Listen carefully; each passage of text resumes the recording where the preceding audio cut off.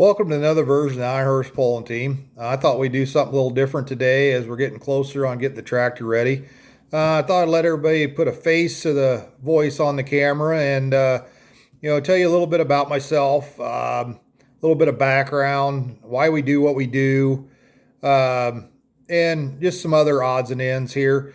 Who am I? I'm Sean Reed. I am from Jefferson, Iowa. Our tractor is going to be called the Iron Horse. Like I said, me and my family have four wonderful kids, have three grandkids, am a veteran. Like I said, we live in Jefferson, Iowa, and we plan on pulling in Iowa. I don't know much further that we're going to get out from past that. Give you a little history as I've been thinking a little bit about why we do what we do. What got you interested in pulling? And I'd have to admit, that's my dad.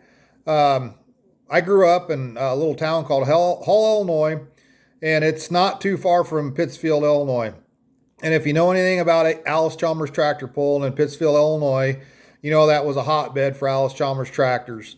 Unfortunately, we lost one of the I would say probably the icons of AC tractor pulling, Benny McKinnon, here in the last couple of weeks.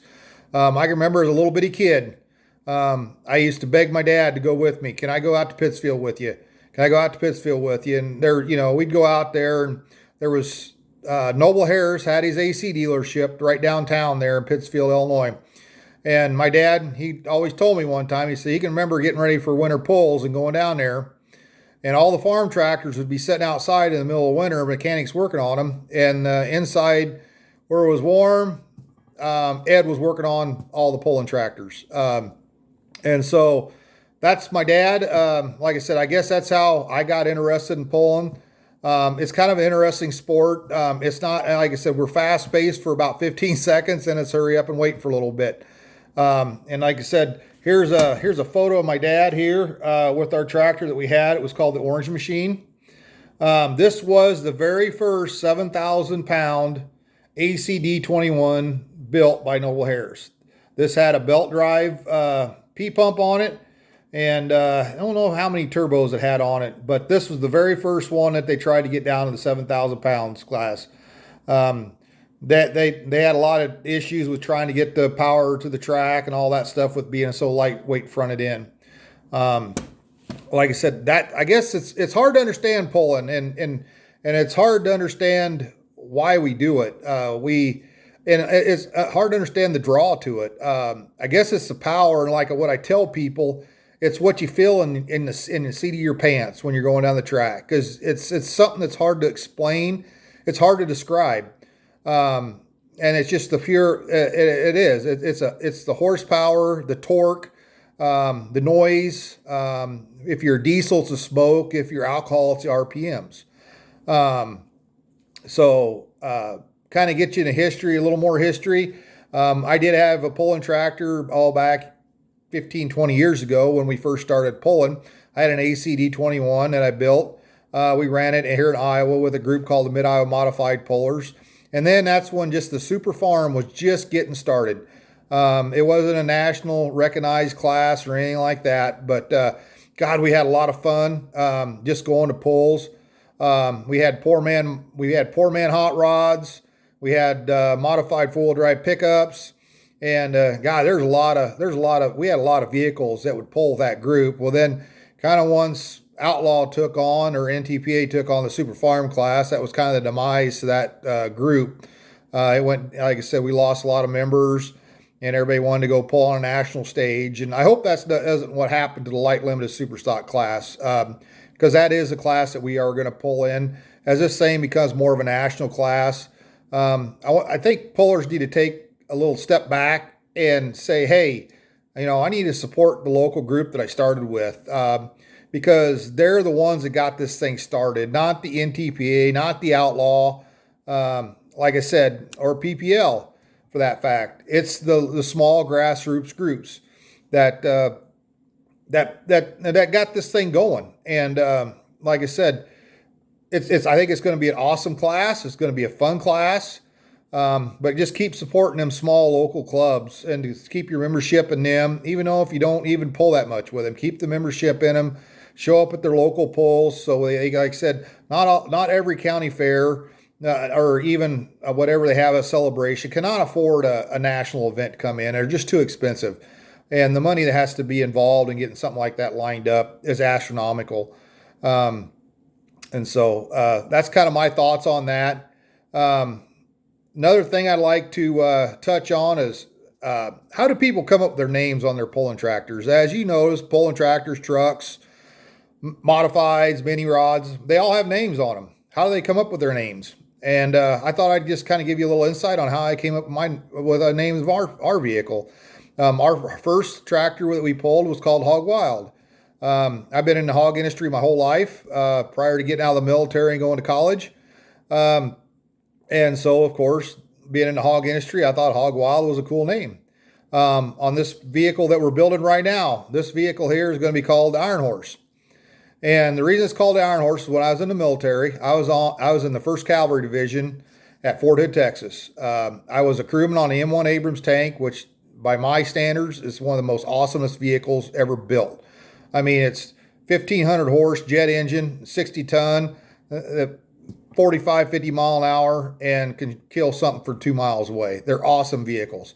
And so with the tank being an Iron Horse, which that's the nickname that people gave to it years ago, I thought that would be that's kind of what I did. And I want to kind of have a veteran theme behind my tractor. And as we get forward into this thing, get it going, I really want to start giving back to the veterans in this country, whether it's t-shirt sales, doing promotions at pulls. Like I said, I've got a lot of ideas, but we got to get the tractor on the track first. That's the main thing. Get the tractor on the track. And like I said, it's going to be called the Iron Horse. It's going to have a military theme. And like I said, I was in the 1st Cav Division, so there'll be some stuff like that on it too.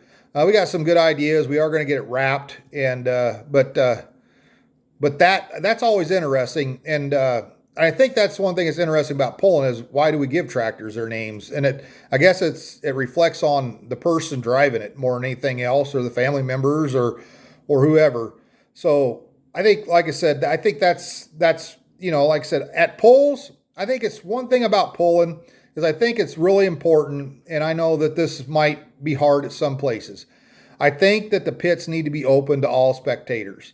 And the reason I say that is if we want this sport to grow, we need to have person-to-person contact. You put a face to the name that's on that, the face to the name of the person that's driving that vehicle. That's very important.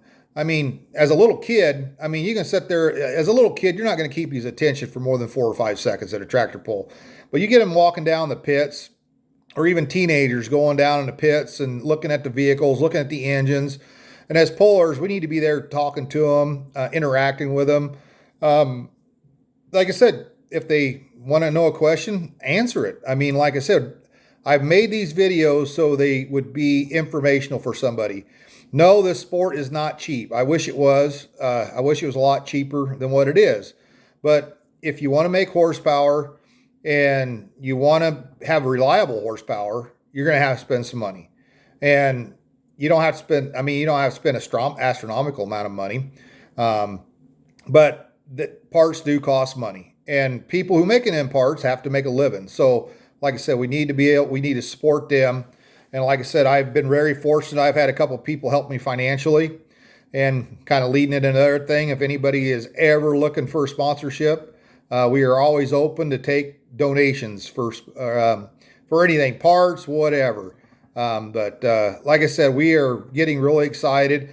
I just wanted to put this video out, put a face with the person that's been making them, kind of give you guys an understanding of why we do this. And like I said, it's hard to understand.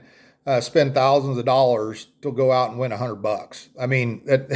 It's crazy, but it's just that's tractor pulling. There's not anybody in this sport that's making money doing it. And like I said, it's the camaraderie, the fun. Like I said, I go out in the shop some nights and just sit there and like think of ideas that I can do, or like, God, that turned out really good. Or, dang, I didn't like the way that turned out and ended up cutting it out. So, But then again, I appreciate everybody watching my videos. I hope everybody doesn't get bored with them. We are, like I said, maybe the next one we do this spring. We'll see. But I did want to put my name out there. And like I said, let's just, like Jason Schultz said, let's keep growing, pulling, and putting your face out there. And like I said, we will keep this sport alive. So, hey, everybody, have a great day and appreciate it. Thank you.